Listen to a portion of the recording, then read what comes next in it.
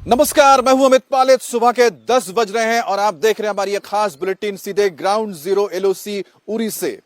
युद्ध की आहट से पूरे पाकिस्तान में बौखलाहट है और पाकिस्तान में शोर है कि भारत किसी वक्त हमला कर सकता है। भारत का युद्ध का प्लान पूरी तरह से तैयार हो चुका है, हथियार लोडेड हैं और टारगेट भी सेट हो चुके हैं। इसके साथ ही भारत कभी भी आसमान से, जमीन से या फिर समंदर से पाकिस्तान के ऊपर हमला कर सकता है।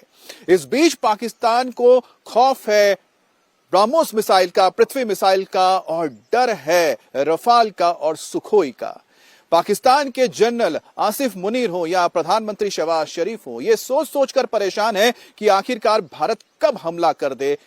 उन्हें समझ नहीं आ रहा कि आखिरकार वो कौन सा वक्त होगा जब पाकिस्तान के ऊपर आग की तरह बरसेंगे भारतीय बम और गोले। और पाकिस्तान को खौफ है कि पीओके उसके हाथ से भी निकल सकता है। भारत का एक्शन प्लान तैयार हो चुका है और भारत ने अपनी तैयारी के कई सारे संकेत भी दे दिए हैं। एलओसी पर जब भी फायरिंग होती है तो उसको मुंह तोड़ जवाब मिलता है। समंदर में नेवी की ओर से अभ्यास चल रहा है जो आज तक चलने की बात कही गई थी, यानी 30, 1 और 3 मई तक ये एक्सरसाइज चलनी थी जो आज शायद खत्म होने जा रही है। लेकिन इस बीच आपको बता दें कि पाकिस्तानी प्रधानमंत्री शहबाज शरीफ के सलाहकार राना सनाउल्लाह ने पाकिस्तान के डर को कैमरे में ही जाहिर कर दिया है। राना सनाउल्लाह ने बड़ा बयान दिया है और कहा है कि अगर युद्ध होता है तो ऐसे में पाकिस्तान की जो हालत है और पाकिस्तान के जो मदरसे हैं उनके ऊपर टारगेट हो सकता है। मदरसों को निशाना बनाया जा सकता है जो एलओसी के बेहद ही करीब हैं। पाकिस्तान को हर सूरत में तैयार रहना होगा क्योंकि भारत अगर हमला करता है तो उसके पास मुकाबले के अलावा और कोई भी रास्ता नहीं बचता है, नुकसान भले ही उसको ज्यादा उठानी पड़े। अब फतेहाल पाकिस्तान को देखिए कि वो बयान बहुत बड़े बड़े देता है लेकिन वो इस वक्त युद्ध अफोर्ड नहीं कर सकता भारत के साथ। सनाउल्लाह कहते हैं कि अगर युद्ध होता है तो ऐसे में तो पाकिस्तान के पास खोने के लिए कुछ नहीं है, लेकिन भारत को काफी कुछ खोना पड़ेगा अगर युद्ध होता है तो। अब देखिए, पाकिस्तान तो यह कहता है कि उसके पास खोने के लिए कुछ नहीं है, लेकिन एलओसी पर अपनी जो हरकतें हैं उससे बाज नहीं आता। एलओसी पर लगातार 9वें दिन भी पाकिस्तान की ओर से फायरिंग की गई, टारगेट किया गया। इस वक्त मैं एलओसी पर ही मौजूद हूं और उरी सेक्टर हो, कुपवाड़ा सेक्टर हो, इस पूरे इलाके में लगातार फायरिंग होती जा रही है पिछले 9 दिनों से और पाकिस्तान को भी मुंहतोड़ जवाब दिया जा रहा है भारतीय फौज की ओर से। चाहे अखनूर सेक्टर हो, कुपवाड़ा सेक्टर हो, उरी सेक्टर हो, इन सभी इलाकों में भारतीय पोस्ट को इस वक्त निशाना बनाया जा रहा है, लेकिन उतने ही माकूल जवाब भारतीय फौज की ओर से भी दिए जा रहे हैं।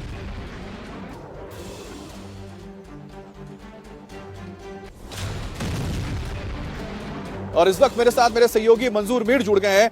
मंजूर, आपके पास और क्या जानकारी है इस वक्त जो एलओसी पर लगातार फायरिंग की घटना हो रही है पिछले 9 दिनों से?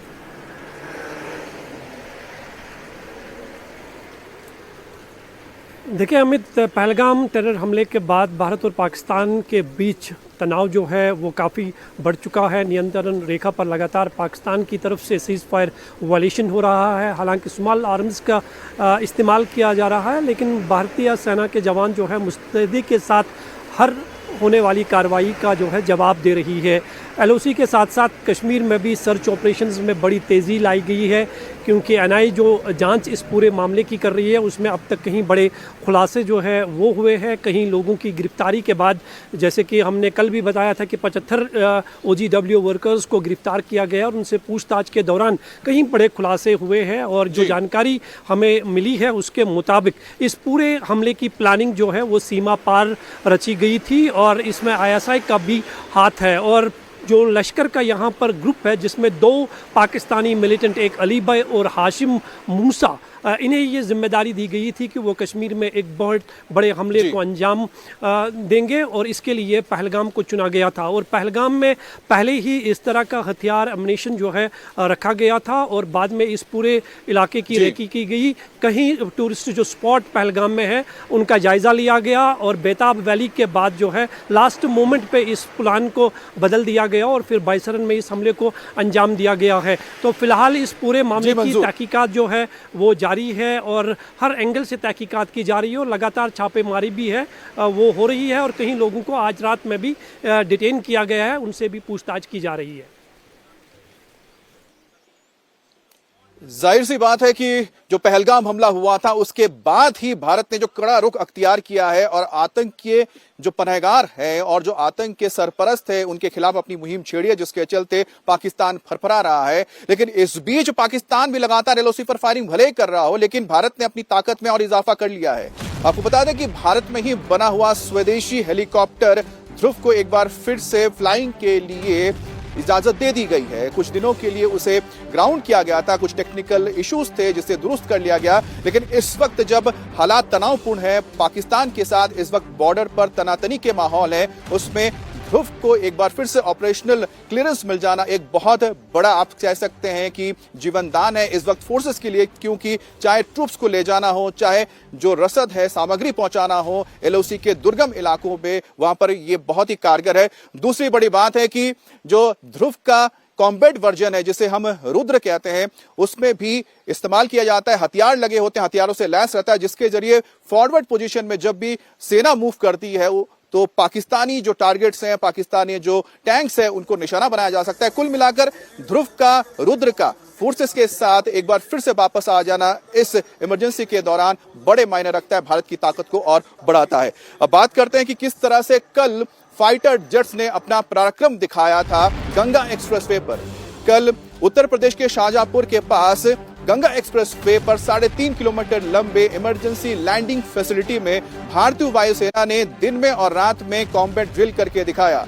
दिन के वक्त N-32 ट्रांसपोर्ट एयरक्राफ्ट ने लैंडिंग की, उसके अलावा MiG-29 जैसे फाइटर एयरक्राफ्ट ने टचडाउन भी प्रैक्टिस की, और रात के वक्त भी जो हमारे फाइटर्स हैं, ट्विन जेट इंजन्स के जो फाइटर जेट्स हैं, उन्होंने रात को इस ड्रिल में साथ दिया था। और इसके बाद आप समझ सकते हैं कि जो भारत है वो किस तरह से इस दौरान पाकिस्तान को एक संदेश देने की कोशिश कर रहा है कि हमारे जो एयरफोर्स है वो किसी वक्त किसी भी हालात में काम करने के लिए, हमला करने के लिए तैयार है। जो इल्जाम है वो पाकिस्तान पे लगा दिया जाए, but till now there is not a shred of evidence जो पाकिस्तान के ऊपर इल्जाम जो है वो स्टिक कर सके।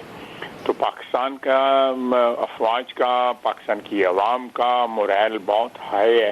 अगर ये कोई कसर रह गई है वो हमारी अफवाज पूरी कर देंगे इंशाल्लाह। और इन्होंने कुछ अटेम्प्ट किया, बिल्कुल अगर कोई इस किस्म का स्ट्रक्चर बनाने की कोशिश करेंगे, विल स्ट्राइक दैट स्ट्रक्चर, बिल्कुल will strike that structure.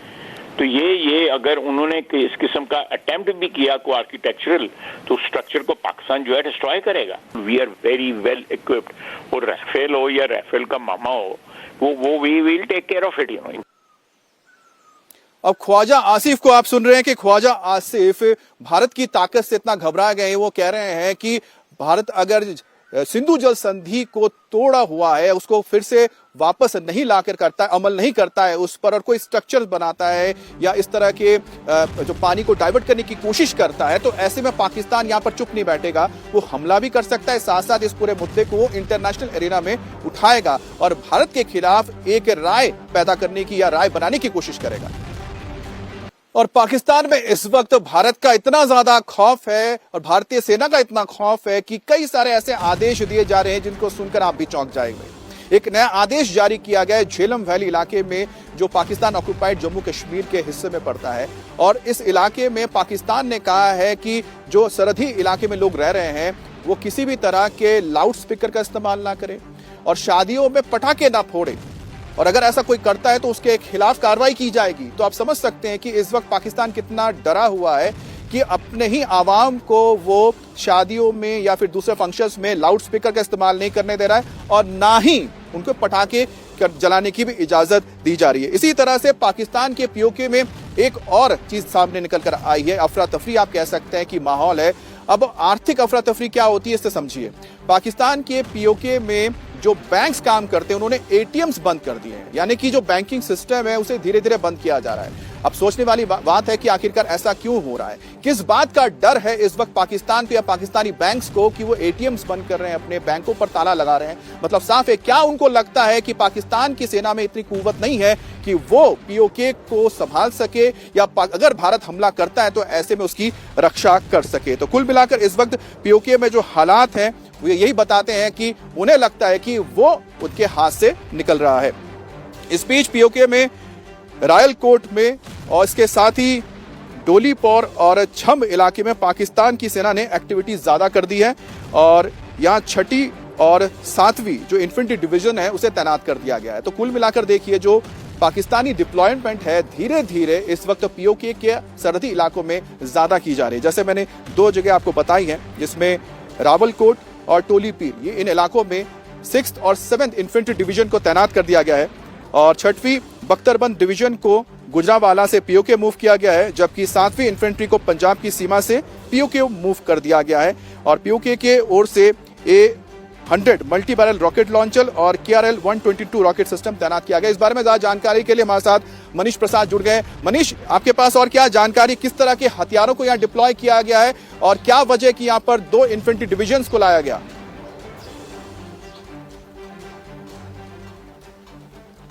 Amit, जो ठीक सामने अखनूर के आगे और इंटरनेशनल बॉर्डर के सामने जो सियालकोट का एरिया है पाकिस्तान का, उसके अलावा लाइन ऑफ कंट्रोल पर जहां पर भारतीय जो सेक्टर्स के मुताबिक अखनूर, सुंदरबनी, नौशेरा, उसके बाद राजौरी और पुंछ है, उसके दूसरी तरफ पाकिस्तान का मीरपुर और कोटली बट्टल का इलाका है। यहां पर पाकिस्तान ने इन सभी जगहों पर अपना डिप्लॉयमेंट इंक्रीज किया है, जिसमें अपने जो आर्टिलरी गन हैं उनको उन्होंने प्लेस किया है, उसके अलावा एयर डिफेंस गन्स हैं उसको लगाया है और साथ में कॉम्बैट एयर पेट्रोल करते हुए जो पाकिस्तानी एयरफोर्स के JF-17 है वो लगातार फ्लाई कर रहे हैं। वहीं दूसरी तरफ जो कश्मीर का एरिया है जिसमें उरी, फिर उसके बाद तंगधार, फिर कुपवाड़ा सेक्टर, साथ में माछिल, गुरेज, इसके ठीक सामने पाकिस्तान का जो मुजफ्फराबाद, चकोटी और गढ़ी हबीबुल्ला, दूधनियाल का एरिया है, इनके चारों तरफ इस समय पाकिस्तानी फौज काफी डरी और सहमी हुई है। यही वजह है कि सीज फायर कर रही है, साथ में अपना डिप्लॉयमेंट इंक्रीज किया है। जो सीनियर ऑफिशियल्स हैं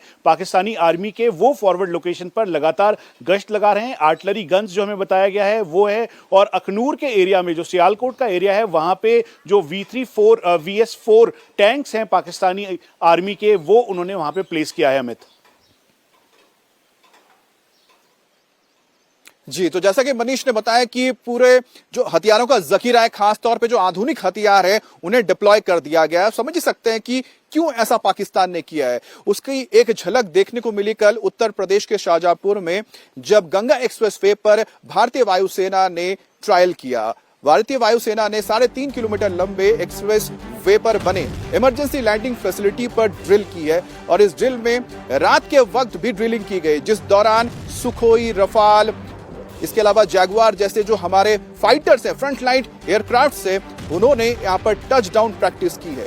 मतलब होता है कि अगर युद्ध के जैसे हालात होते हैं या फिर कभी इमरजेंसी होती है, जब हमारे एयर बेसिस का इस्तेमाल हमारे जो फाइटर्स नहीं कर पाएंगे, तो इस वक्त में जो इमरजेंसी लैंडिंग सिस्टम होती है उनको एक्टिवेट किया जाता है और वो एयर बेसिस के तौर पर काम करते हैं, वो एयर स्ट्रिप के तौर पर काम करते हैं। और इसे देखकर पाकिस्तान के आप समझ सकते हैं कि होश उड़ चुके हैं, क्योंकि भारत ने वक्त रहते ही आसपास के इलाकों में, चाहे जम्मू कश्मीर हो, राजस्थान हो या फिर उत्तर प्रदेश हो, यहां पर इसी तरह की फैसिलिटीज डेवलप कर ली है, इमरजेंसी लैंडिंग फैसिलिटीज।